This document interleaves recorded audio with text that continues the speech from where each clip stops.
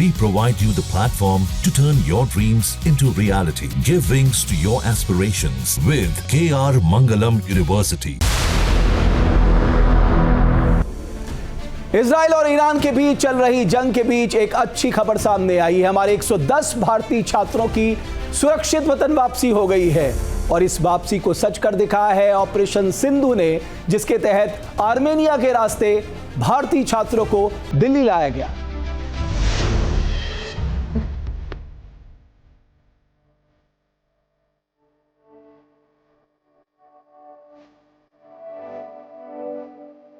We would like to thank the Government of India, the Ministry of External Affairs, the Embassy, the respect sir, for helping us.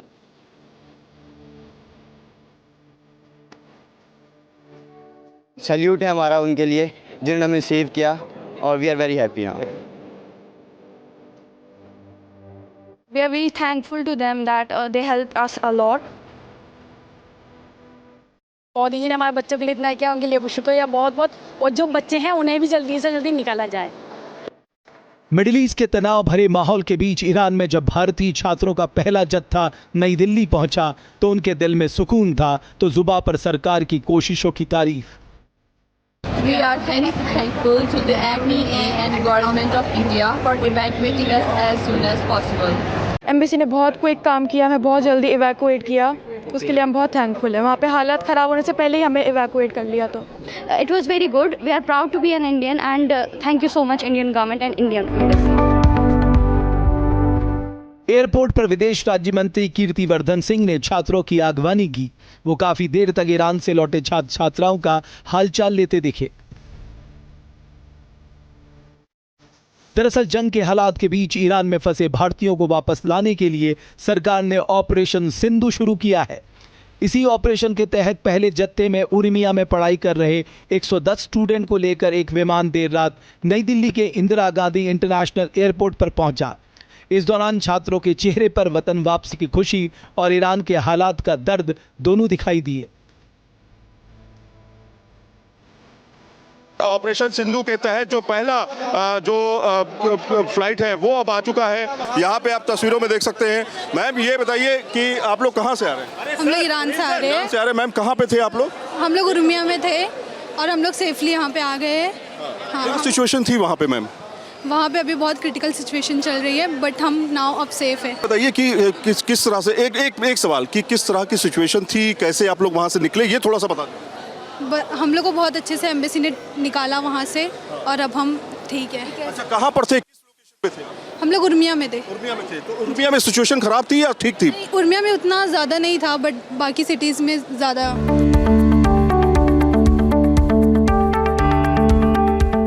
हाथों में तिरंगा लेकर भारत लौटे छात्रों के स्वागत के लिए उनके परिजन भी एयरपोर्ट पर मौजूद थे। जब उनके अपने वापस आए तो किसी की आंखों से खुशी के आंसू टपक रहे थे, तो कोई गले मिलकर अपने बच्चों का स्वागत करता दिखा। मरियम ये बताइए कि किस तरह की सिचुएशन थी, आप जहां से आई हैं, आपके हाथ में इंडियन फ्लैग है और आप खुश लग रही हैं, क्या वहां की सिचुएशन थी वो बताइए। मैं उर्मिया से आई हूँ। वहाँ की सिचुएशन अभी उतनी ख़राब नहीं हुई थी, उससे पहले हमें इवैक्यूएट कर लिया है इंडियन एम्बेसी ने, और इंडियन एम्बेसी के हम बहुत थैंकफुल है। उन्होंने वहाँ पे हमसे बहुत इजीली मतलब सब कुछ उन लोगों ने अरेंज किया, सब कुछ अच्छे से। ऑपरेशन सिंधु को लेकर के क्या कहेंगी, जिस तरह से गवर्नमेंट ने इनिशिएटिव लिया, आप लोगों को बाहर निकाला, क्या कहेंगी इसके बारे में? बहुत हेल्पफुल था, बहुत अच्छा था, बहुत क्विक था। युद्ध के हालात के बीच छात्रों को सुरक्षित वापस लाना बड़ी चुनौती है, लेकिन सरकार ने पूरी प्लानिंग के साथ काम किया, जिसका सकारात्मक नतीजा भी देखने को मिल रहा है। ईरान से निकाले गए छात्र 17 जून को आर्मेनिया पहुंचे, जहां उन्हें राजधानी येरेवन में होटलों में ठहराया गया। आर्मेनिया के येरेवन एयरपोर्ट में इन छात्रों को लेकर एक प्लेन करीब 1811 किलोमीटर दूर कतर की राजधानी दोहा के लिए रवाना हुआ था। इसके बाद एक दूसरी फ्लाइट से इन्हें दोहा से नई दिल्ली के इंदिरा गांधी एयरपोर्ट लाया गया। दोहा से करीब 2554 किलोमीटर का सफर तय कर ये छात्र दिल्ली पहुंचे तो इन्होंने राहत की सांस ली। ये बताइए कि किस तरह से आप लोग वहां पर निकले और क्या सिचुएशन थी? सर एम्बेसी ऑफ इंडिया ने बहुत हेल्प की। सिचुएशन ख़राब थी सर, बॉर्डर का इलाका है, ब्लास्ट हो रहे थे। ऐसा नहीं, झूठ तो कहने की बात नहीं, ब्लास्ट हो रहे थे हर जगह। रात के 3 बजे हिलता था डॉम, हॉस्टल जहाँ हम रहते थे हिलती थी जगह है, और डर का माहौल था सर, घर से इतना दूर थे, निकलना पड़ा। और एम्बेसी ऑफ इंडिया ने हमें बहुत अच्छा दिया, हर फैसिलिटी दी हमें। इंस्टेंट हमें आर्मेनिया बॉर्डर शिफ्ट किया गया, आर्मेनिया बॉर्डर क्रॉस करवाया गया, फिर उसके बाद हमें निकाला गया आर्मेनिया से, और आर्मेनिया की एम्बेसी में भी हमारी बहुत हेल्प की। सैफ हुसैन के मुताबिक ईरान के बड़े शहरों में खतरा ज़्यादा है, जबकि छोटे शहर सेफ हैं। उन्होंने सरकार से अपील की कि तेहरान, इस्फहान जैसे शहरों में फंसे लोगों को निकाले जहां हालात ज़्यादा ख़राब हैं। गवर्नमेंट ऑफ इंडिया से एक अपील करूंगा कि जो बच्चे तेहरान में, इस्फहान में, उन्हें इमीडिएटली निकाले, क्योंकि उनकी सिचुएशन बहुत ज़्यादा ख़राब है। हम तो सेफ जगह पे, एक सेफ जगह थी, क्योंकि हमारा सिटी छोटा था। अगर सिटी छोटा होता तो वॉर इतना इफेक्ट नहीं करता। आपके तो बहुत सारे दोस्त होंगे जो तेहरान में बहुत दोस्त है, मेरा कज़न है एक, मेरे सिटी का एक है। क्या बात करते थे, किस तरह की? वो उन्हें फिर जब ऐसा वॉर ज़्यादा बढ़ गया तो उन्हें दूसरी यूनिवर्सिटियों में शिफ्ट, दूसरे प्लेसेस पे शिफ्ट किया गया, कुम में शिफ्ट किया गया, नॉर्थ ऑफ ईरान में शिफ्ट किया गया, गिलान के साइड में शिफ्ट किया गया। ये सिटीज़ है छोटे छोटे। ईरान में जो सिचुएशन है काफ़ी वर्स्ट है, वो क्या लोग निकल पा रहे हैं वहाँ से कि नहीं निकल? सर बहुत से ईरानी भी निकल रहे हैं, छोटे छोटे सिटियों की तरफ जा रहे हैं। जंग के बीच फंसे ये छात्र मेडिकल की पढ़ाई के लिए ईरान में थे। अब सवाल ये है कि बड़ी संख्या में भारतीय छात्र मेडिकल की पढ़ाई के लिए विदेश क्यों जाते हैं? इसका जवाब इन आंकड़ों में छिपा है,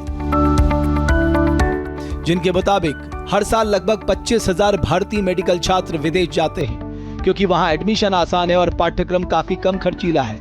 दरअसल हर साल औसतन 22 लाख अभ्यर्थी नीट की परीक्षा देते हैं। इनमें से लगभग 12 लाख अभ्यर्थी करीब 90,000 मेडिकल सीटों के लिए क्वालिफाई करते हैं। इन 90,000 सीटों में निजी कॉलेजों में लगभग 20,000 मैनेजमेंट कोटा सीटें और NRI सीटें शामिल हैं। इससे नीट पास करने वाले लाखों लोगों को कहीं भी एडमिशन नहीं मिल पाता। लिहाजा छात्र ईरान, इजराइल, यूक्रेन, रूस या चीन जैसे देशों में मेडिकल की पढ़ाई के लिए चले जाते हैं। यूक्रेन में भी जंग के बीच हजारों भारतीय छात्र फंस गए थे। अब ईरान में भी ऐसा ही हुआ है। उस वक्त सरकार ऑपरेशन गंगा के तहत भारतीयों को वापस लाई थी, और इस बार अपनों की वतन वापसी के लिए ऑपरेशन सिंधु चलाया जा रहा है।